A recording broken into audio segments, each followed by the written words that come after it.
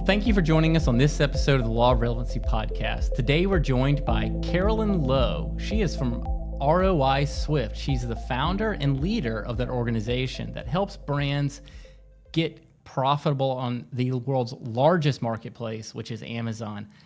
I'm Cord Zoen. I'm your host, CEO of Bake More Pies. Carolyn, thank you for joining us. Thanks for having me, Cords.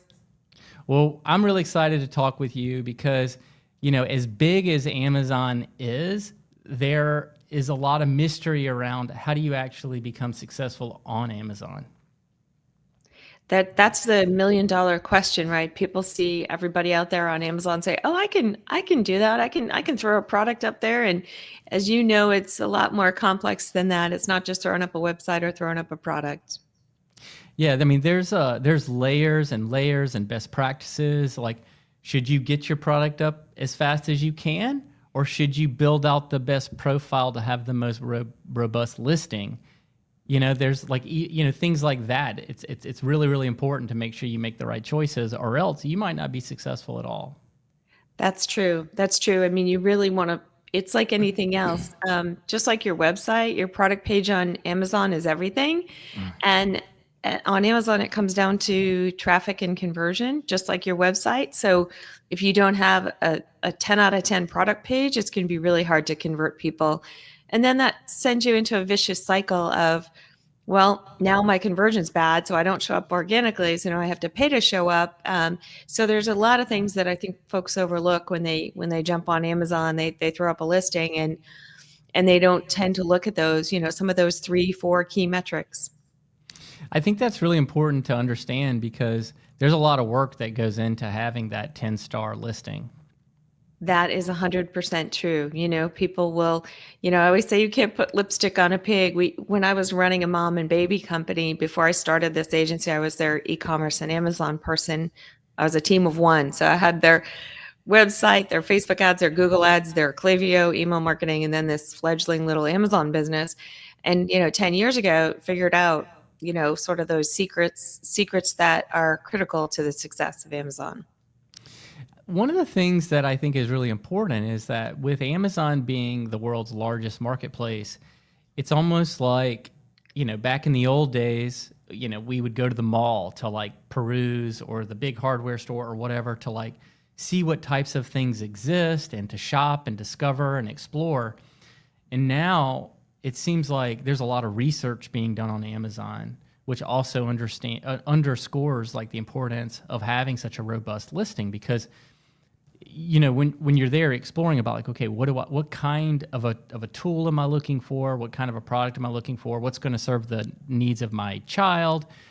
Those types of things. Like, it is almost like a search engine strategist, as you mentioned, like making sure you have like the best listing and that you've gone to market in the right way, because, you know, having that social proof, having those people who've ordered it, you know, that is extremely important, especially early on. Or, you know, if you sell it for, you know, your normal retail price or whatever, you may not get the first sale if there are competitors in that space.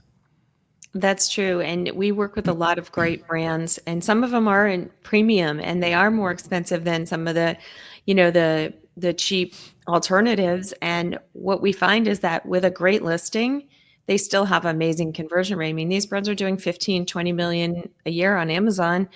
You know, and really they can compete against these knockoffs because they have such a good story. They have such great, you know, they have such great imagery that we've created for them. They've got great A+ content. So they're really able to tell in images and video why you might want to spend $5 more on theirs versus, you know, one of the cheaper alternatives. So I think, you know, there's a lot more opportunity now to differentiate yourself on Amazon with video and with different placements and different types of, you know, not just static images anymore. How important is it to have an existing brand before you go on Amazon? You know, I think one of my favorite stories is probably Anker, Anker, the chargers that, you know, they've built an amazing business because they saw that all the Apple chargers, all the Apple cords would fray, and everybody hated that. So they took a commodity and they made it that much better, and they've built an amazing brand off of that. They've realized all the pain points, and created an amazing brand. And now when you think, at least, when I think of a charger, I'm going to go to Anchor first because I can trust their brand and I know they're reasonably priced versus what you would buy from Apple. So I think in some cases you need to have a brand. Sometimes in commodity stuff you don't need to have a brand, but in other categories you absolutely need to have a brand. Like if you were selling shampoo or something like that, you might want to, have a really strong brand and be trusted already. But, people know that it wasn't tested on animals or going to give them some kind of a rash or something. Like there's a high amount of trust when like a product like a lotion or a shampoo or something like that, I would assume. Absolutely. And so I think the biggest thing you can do there, of course, is to look at, 70% of Amazon's sales are driven by non-branded keyword search. So people are looking for curly hair shampoo. So you have a good chance of showing up. So they're not specifically looking for this brand or that brand.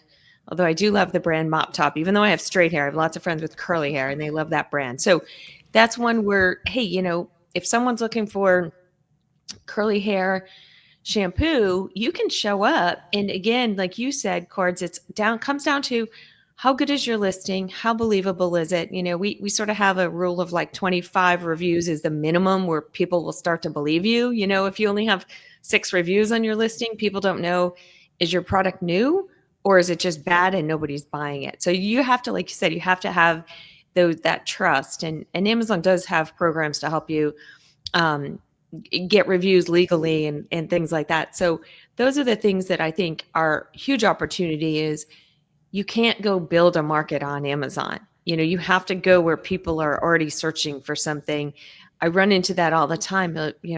Oh, this is an innovative new food and it's going to do this, this, and this. And I tell the brand, well, there's no search volume. Nobody knows this exists yet.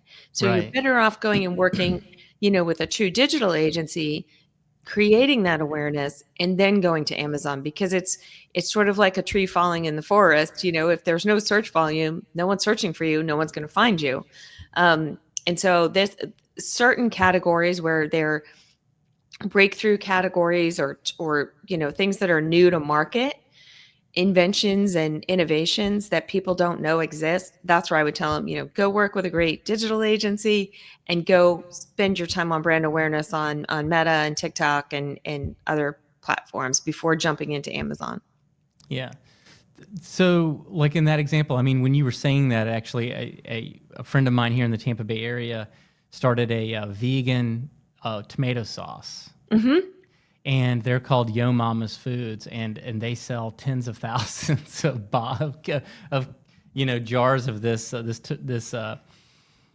tomato sauce online, all the time, and they've tried to launch other products, but it was that the fact that people were looking for vegan alternatives was what gave them their opportunity, even though it was like something that didn't exist yet, Yes. because they were like a first mover, along with that keyword, it really helped them.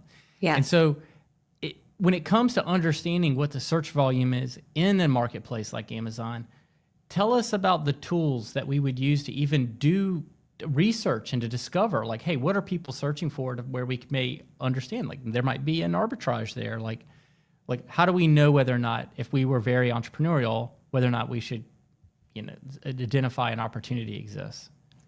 No, that's a great question. There's we use third-party tools, and then we also have internal tools. And then as an Amazon agency partner, we have access to people and tools and data that, the person off the street might not have access to. But there's a couple of decent ones. You can use Merchant Words, you can use Helium 10, you can use Jungle Scout. They all sort of have, Helium 10 and Jungle Scout will also show you sales. So a lot of times if a brand comes to us and they want to hire us, we'll do a competitive analysis. And if they're number one in the market and there's no place for them to go, like number 2 is, hundreds of thousands of dollars behind them, and there's not a lot of headroom. It's like when I was at Dell, when we were number 1 in market share, there was really nowhere to go.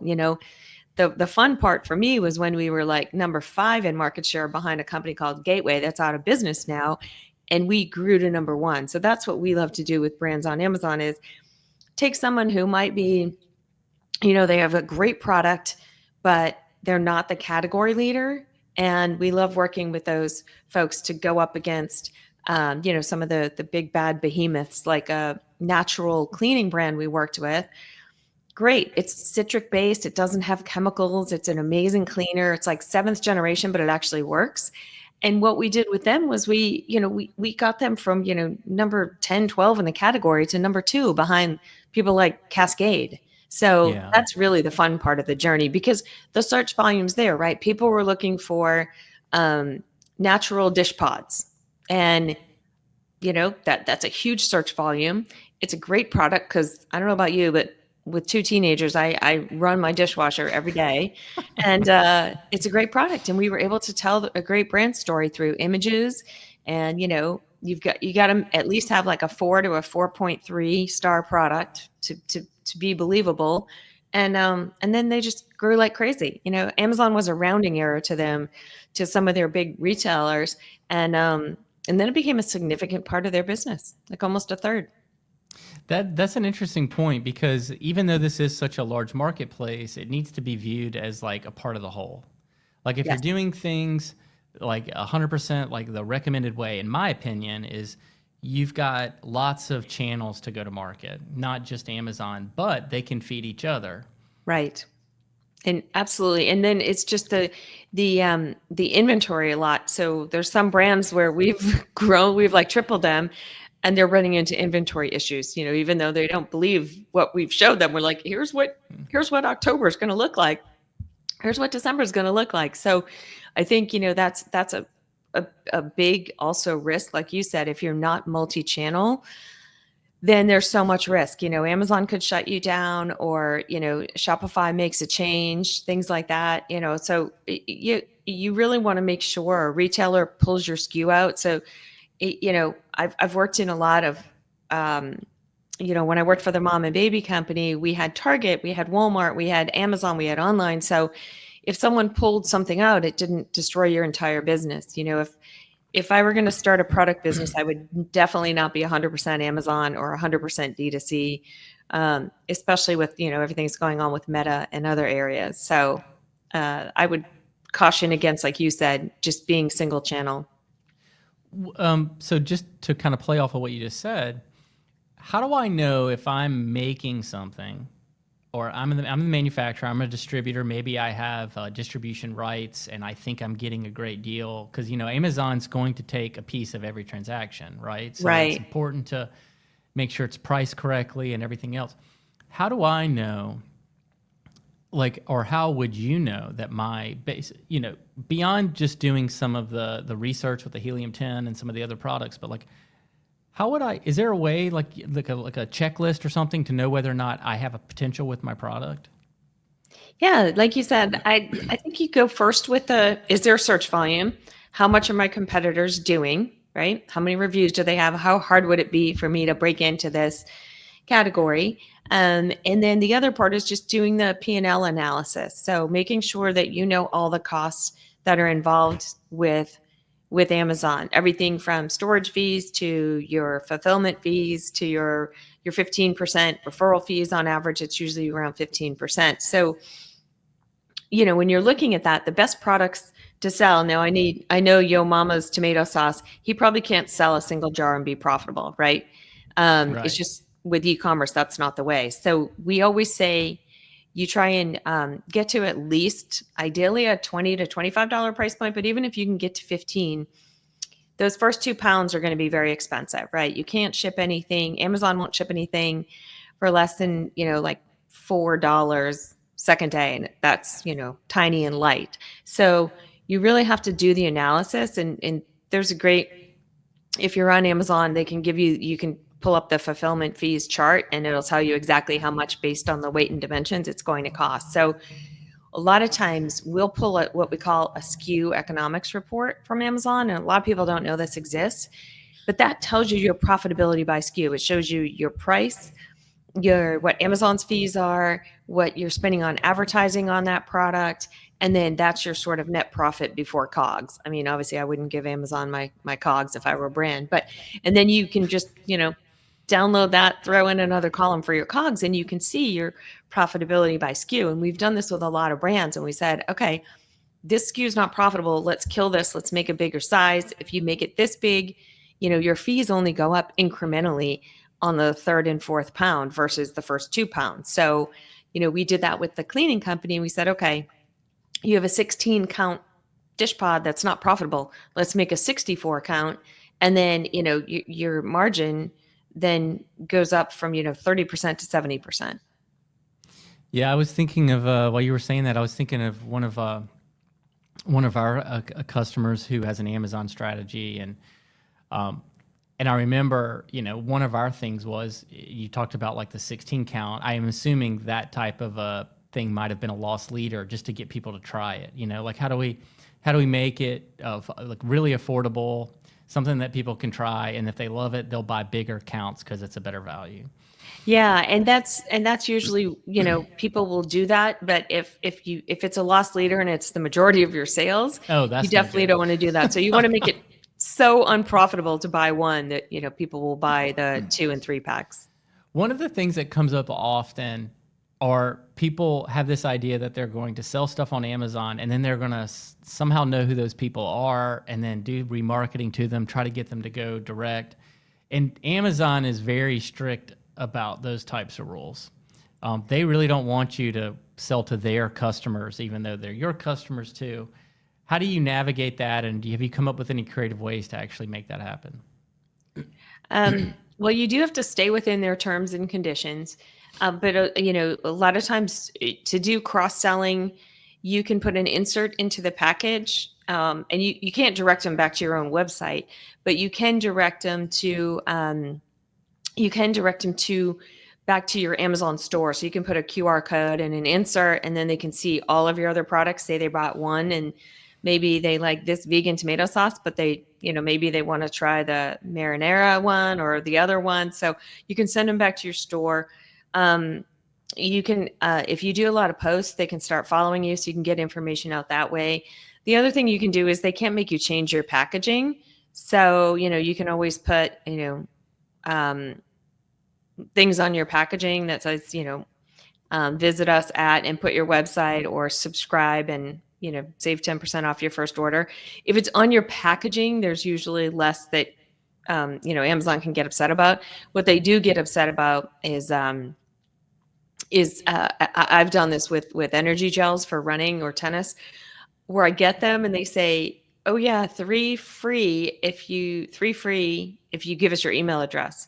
So then you give them your email address and your physical address, and they send you 3 free, like energy gels, but that's technically against terms of service.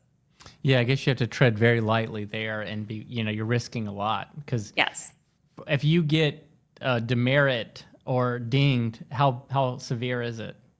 Yeah, we've seen there was a company that came to us. They make something similar to an Instapot, and they were doing $10 million a month, and they had been shut down for review manipulation, and they had Oh been my shut God. down for a month. So they've lost $10 million. They went through 3 agencies. Nobody could get them back online after they were suspended.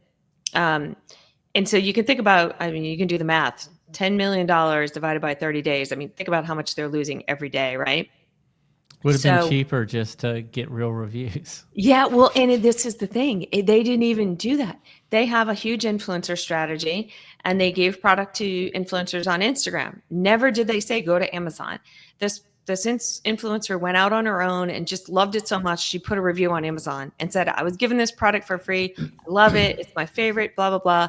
And they said, you basically manipulated reviews. Oh You my gave away a God. product in exchange for a review.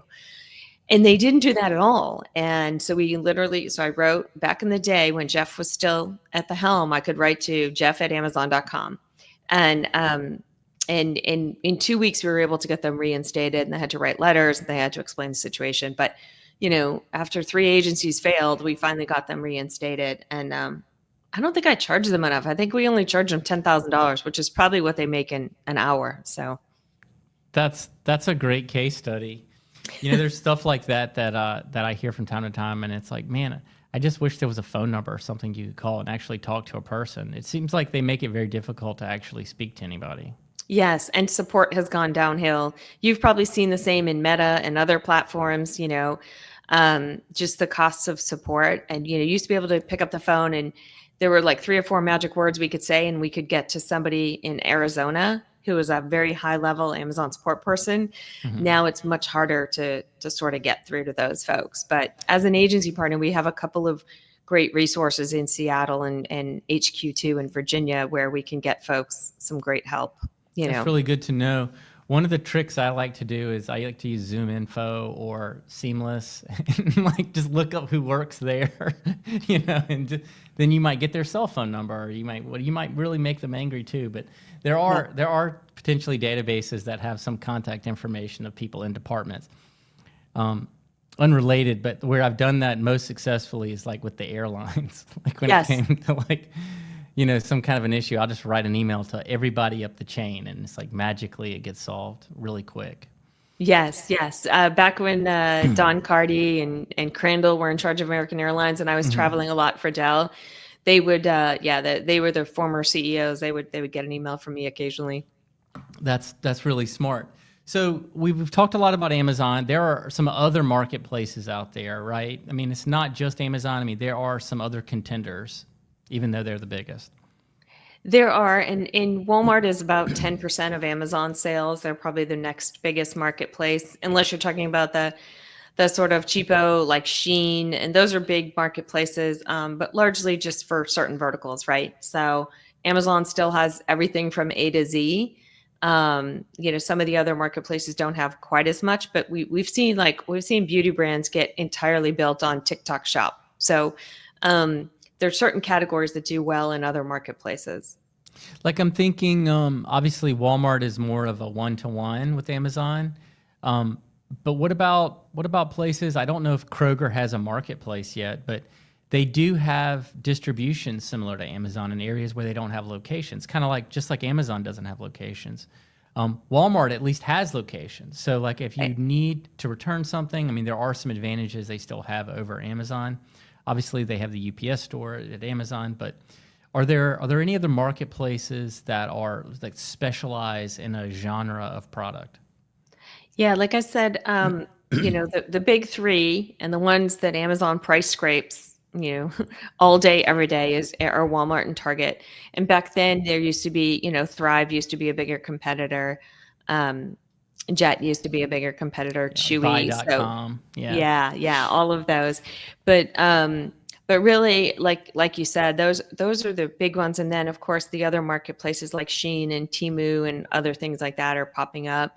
And then Amazon just bought Whole Oh, Whole and Foods. Yeah. no, Whole, Oh. Hole. Oh, but they also own Whole Foods. And they also own Whole Foods, right? Because they couldn't, their model would never be competitive in grocery, right? So they needed either to build out all that distribution or they needed to buy someone. And that was perfect because when they do the analysis of Whole Foods customers and Amazon customers, there's huge overlap and they already are in, all the major markets. And so I think, I heard a statistic when I was at Amazon one day in Seattle and they said, yeah, Jeff doesn't think one move ahead. He's actually thinking 3 years ahead. So by the time they actually bought Whole Foods, they had been talking about it like, hey, I'm going to make a decision because I see this coming. I see this, train coming that Target and Walmart can deliver groceries same day and we can't.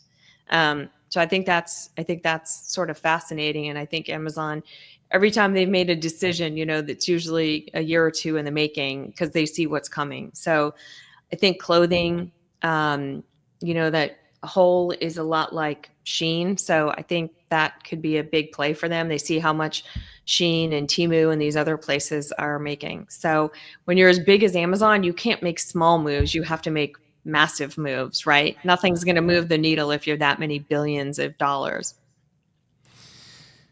What are some other things that people should consider when they're bringing their brand to a channel like Amazon? I mean, you've mentioned Shopify a few times, and I know that, in my opinion, that's a really good thing to bring up because you've got connectors and things where like your inventory can be managed in one place. And we haven't even got into whether or not you should do fulfilled by Amazon, but help us know some other really good best practices that we should think about if we are a brand or if we have something or things that we sell to those marketplaces. Yeah, like you said, definitely want to know the competitive landscape. So use the tools out there to understand the opportunity.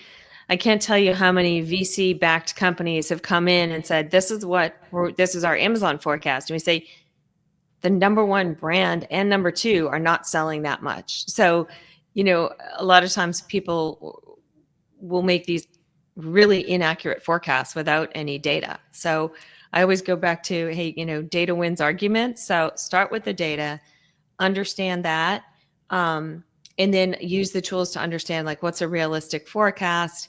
And even if you start running short, running out of inventory is the kiss of death on Amazon. It can take you 30 to 60 days to recover from an out of stock.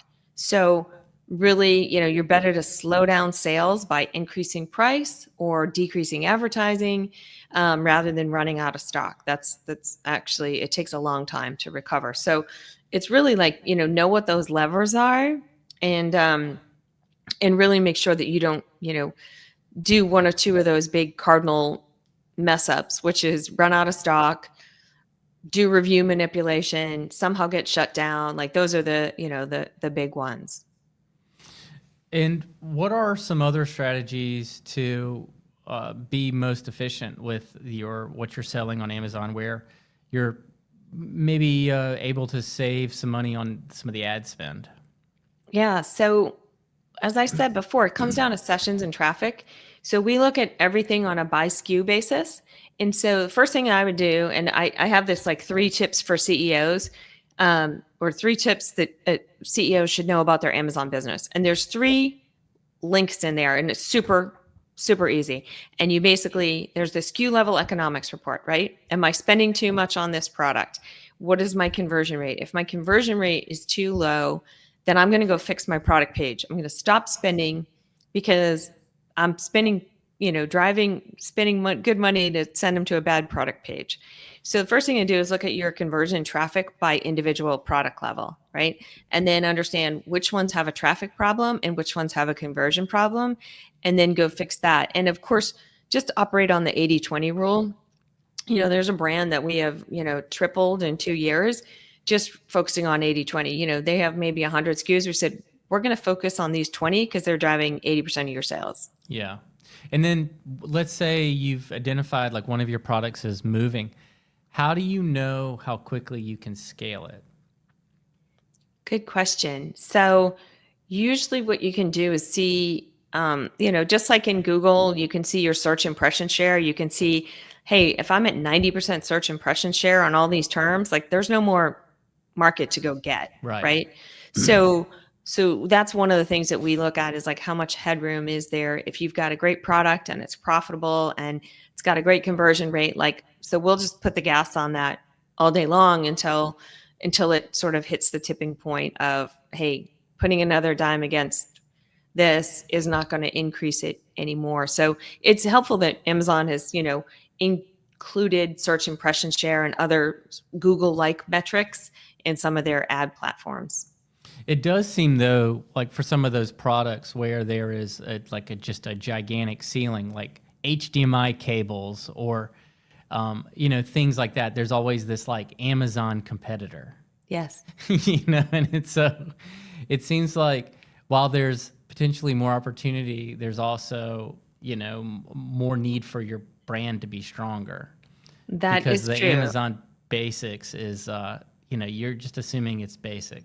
Yeah, if you're a battery maker or you're a cable maker, I mean, Anchor did a great job differentiating themselves, but I'm like, if I'm going to buy an HDMI cable, I am brand agnostic. I don't care. I need a HDMI cable. And so I think that's where I think folks, certain categories, and, we talked a little before the show about tariffs and the effect of tariffs. Like if you're in apparel or electronics, I mean, between the tariffs and then Amazon going after you with some of their Amazon basics, like, garbage bags. I mean, you name it. So their whole line of products, unless you're a household name, I mean, it's going to get harder unless you really do have a differentiator, like your friend at Yo Mama's tomato sauce, right? Maybe people weren't making vegan tomato sauce. They didn't even know that, that all tomato sauce wasn't vegan. So So I think that's where you would have some opportunities. But yeah, if you're in a commodity category, Amazon, like Amazon, people might not buy Amazon Basics dish detergent at the same rate they'll buy Amazon Basics batteries. Like unless you can tell me why a Duracell or an Energizer is that much better than an Amazon Basics. I mean, we have Amazon Basics rechargeable batteries in our office. So Yeah. I mean, I could get 3 of those for one Duracell, or 5 of those for one Duracell. So it's probably going to last longer. It's just the hassle of replacing it. But you mentioned tariffs, and I think this is one of the final points we want to get to. But obviously there are potentially some big changes that are going to happen in the overall economy related, or at least the American economy related to tariffs. And I mean, how much of the Amazon things being sold on Amazon are manufactured in China? a majority. So, Yeah. um, clothing, electronics. You'd be amazed. I go and I pull up this brand, and even though it says made in the USA, the country is based in China. So, you can see that on any listing when you go into that person's store. They have to list their legal address. So now Amazon shows you that when you click on who the seller is. And so, I think a couple categories are going to get hit hard, apparel and electronics. So, if the tariffs are 10%, I think that gets passed along to the consumer. If the tariffs, are 10% from everyone else and then 60% for China, if I'm an apparel brand, I am looking quickly to move to Vietnam or Philippines or another country if really the China sort of surcharge is going to be as high as it is now. So, that's one thing to look for. And then I think the other thing is, if we curb a lot of exports for the U.S., the dollar gets stronger. I mean, so and we curb some of the imports as well. So the dollar gets stronger, which means makes it a lot easier for people to do things like travel. Could you imagine if the euro was half what the dollar is, and the Yeah. dollar was twice as strong as the euro? So I think there's a couple of interesting things. But if I'm someone who's manufacturing in China, I am actively looking for alternative manufacturing if I'm that brand. That's good advice, and it is probably really important to look at what countries we have more equitable tariff and trade relationships with, ones that play by the rules, Yeah, or and maybe not by the rules, but or just maybe they're not subsidizing or being competitive, like competitive pricing strategies. We have a client that, like you just said, they act like they're an American company, but they're Chinese owned. They import this product that is, regardless of where you buy it, it's either made in Europe or it's made in China. It's not even made in America, so you have to get it from China, or most likely, unless you want to pay a lot more, then you can get it from Europe. But there are American layers to the product. So there's maybe assembly in America. There's customer service by Americans. There's an American brand. It's owned by Americans. There's like layers, and so obviously those businesses are going to have to more figuring out to do, but they also have more runway. I mean, if they can manufacture a majority of their product in the U.S., they might get around some of the tariffs more effectively. If you're already making your product in the U.S. and you're competitive, you might want to be looking for investment or some kind of way to like take advantage of the situation where now not only are you might be the best quality with the best brand, but now you might also be the best value. exactly. Yeah, and it'll be interesting to see if there are incentives. I live in Austin, Texas, and whenever a company moves to Austin, they get all kinds of incentives and tax breaks, and especially when they move from California, it's like they Yeah. just hit a windfall. And so I think that's going to be really important too, is if there's subsidies for manufacturing in the US, then it might make a lot more sense. I mean, I think back to the COVID days and brands we worked with who were manufacturing in Mexico. Things like cowboy boots are great in Mexico. There's amazing craftsmanship. There's amazing factories in Mexico. They didn't have to deal with all the stuff on the water, and they didn't have to deal with this. They don't have to deal with the longshoreman strike and things like that. So we love nearshore manufacturing like Mexico. Especially when you talk about some of the products that are made here, it seems like a lot of times you're running into products that might even also be customizable. Hmm. And which kind of brings up that other marketplace that's extremely big, Etsy. Yeah. And so how do you know whether or not your product is better for like an Etsy or an Amazon? I think like you can do personalization on Amazon and you can do handmade on Amazon. So they have a lot of those categories on Amazon. But, I just, whenever we are looking for a personalized gift for someone, we always go straight to Etsy. We had an employee who had to move back to Ohio, be close with family, and as a going away gift, we got him a Texas shaped cutting board engraved with their last name on it, and some whiskey glasses and a smoker engraved. And so I always think I go straight to Etsy for those things. That's good advice. Well, where can we follow more of your advice on how to take advantage of, and be profitable within some of these marketplaces? Yeah, best place to find us is online at ROI Swift, SWIFT, or you can find me on LinkedIn. Happy to connect. It's Carolyn Lowe on LinkedIn, and or just follow us there as well. That's great, Carolyn. And I know a lot of people I'm going to be sending your way.